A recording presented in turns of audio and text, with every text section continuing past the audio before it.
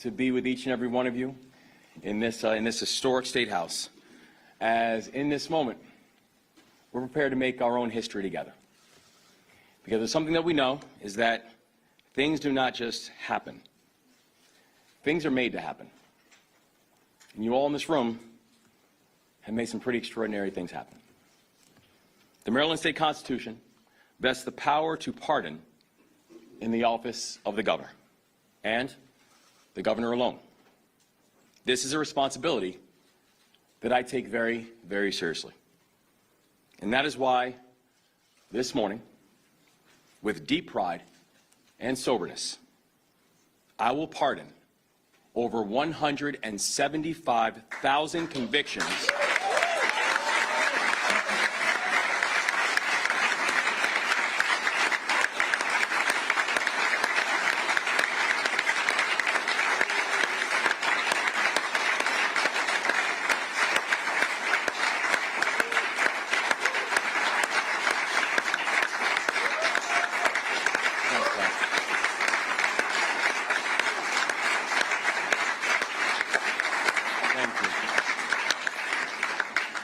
Thank you all. We need to stop that so I can get you to sign your pardon. But I will pardon these convictions. All convictions related to the possession of cannabis and cannabis paraphernalia. Maryland legalized cannabis by referendum. This administration has stood up what many believe to be one of the most equitable and efficient adult cannabis market rollouts of any state in the entire country. In March, we conducted our first adult use cannabis licensing round, and all 174 licenses were awarded exclusively to social equity applicants.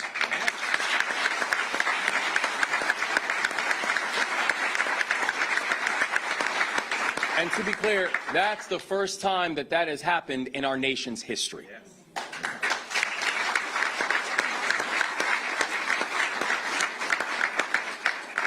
And yet, we know that legalization does not turn back the clock on decades of harm that was caused by this war on drugs.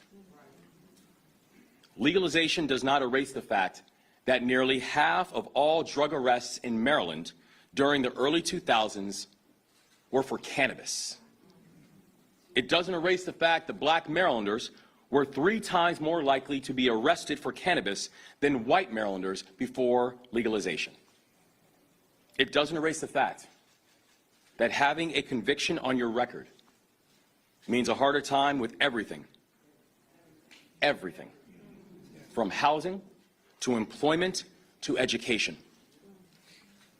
It doesn't erase the fact that people who were arrested for cannabis 3 or 4 or 40 years ago still have those convictions on their records to this day. We cannot celebrate the benefits of legalization if we do not address the consequences of criminalization.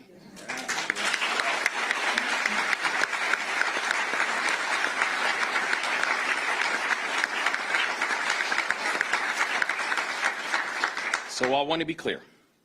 When it comes to cannabis, rolling out one of the best and most equitable legal markets in the country is incredibly important. But that rollout must go hand in hand with pardoning past conduct, and Maryland is going to lead by example. Yes.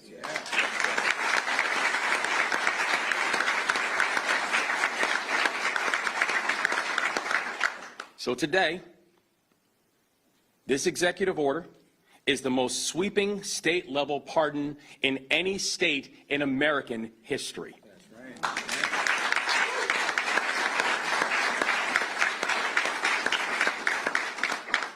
And the action that we take together this morning is going to directly impact tens of thousands of Marylanders. So first, I will grant pardons to Marylanders who have been convicted for misdemeanor possession of cannabis. And second, I will grant full pardons to Marylanders who have been convicted of certain misdemeanor possession crimes of drug paraphernalia. So we aren't nibbling around the edges. We are taking actions that are intentional, that are sweeping, and unapologetic. And this is the largest such action in our nation's history. But there's a reason that we're being so intentional today. And there's a reason that we're moving so swiftly. And that reason is because we've studied our history. Policy making is powerful. And if you look at the past, you see how policies have been intentionally deployed to hold back entire communities. We're talking about tools that have led to the mass incarceration of black men and boys. We're talking about tools that have led to restricted access to jobs and housing in minorities.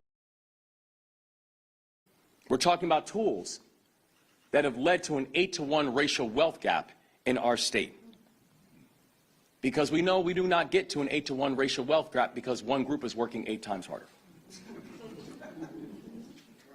Tools that have been used to create these disparities. And to undo that kind of intentionality, we need to apply intentionality of our own. So today, we take a big step enacting the kinds of policies that can reverse the harm of the past and to help us to work together to build a brighter future. So now this is a big deal. This is a really big deal. And we could not have gotten here without the extraordinary partnership of our incredible lawmakers and leaders and advocates. I want to thank our remarkable Attorney General Anthony Brown for all of his work in making today happen.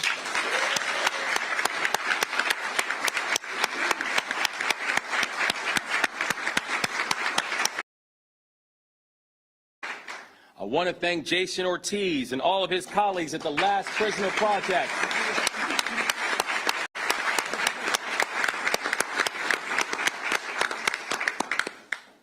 I want to thank Heather Warnken from the University of Law.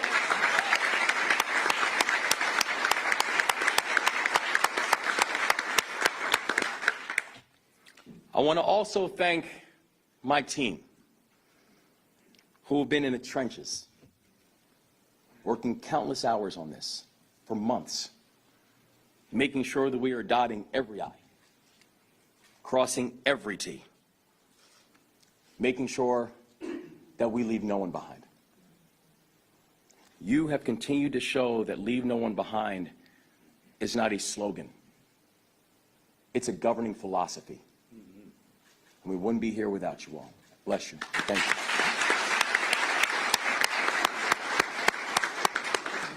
I want to thank all of our legislative partners, and specifically I also want to give a shout out to the leader of the Legislative Black Caucus, Janelle Wilkins, for her work.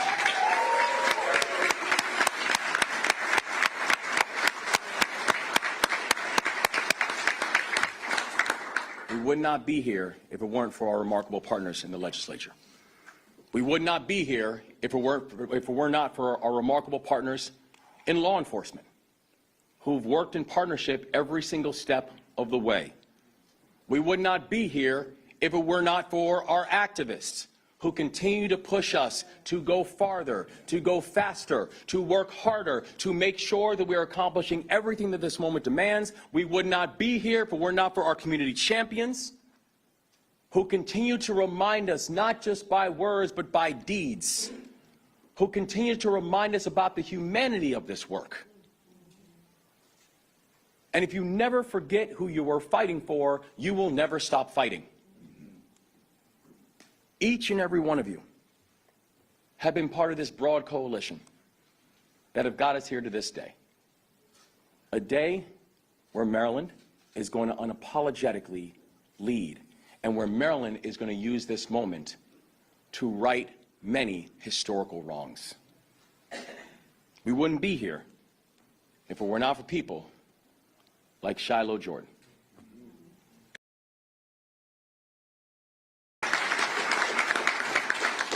Shiloh was convicted of a minor cannabis offense after he dropped out of college. He got hired after his conviction, but he was fired on the second day of the job because he did not pass his background check. The only thing on his criminal record was a minor cannabis charge. And that's what got him fired on his second day of the job. But his story doesn't end there. He took job training courses. He went back to college. He became a bulldog after graduating from Bowie State.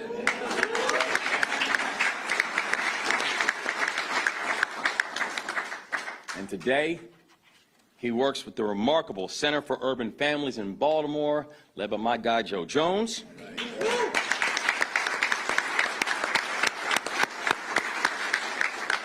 And Shiloh spends his time now helping other Marylanders find their way and find their path. Shiloh was not handed a second chance. He built one for himself, despite the odds, despite a system that was not built to support your second chance. And you made it count. But those successes do not change the fact that Shiloh still has a cannabis conviction on his record. It'll keep showing up in background checks. Even if the conviction does not stop him from achieving his full promise, that thing on his record is going to continue to make it harder. And importantly, it's going to serve as a consistent reminder to Shiloh. Well, today, that ends.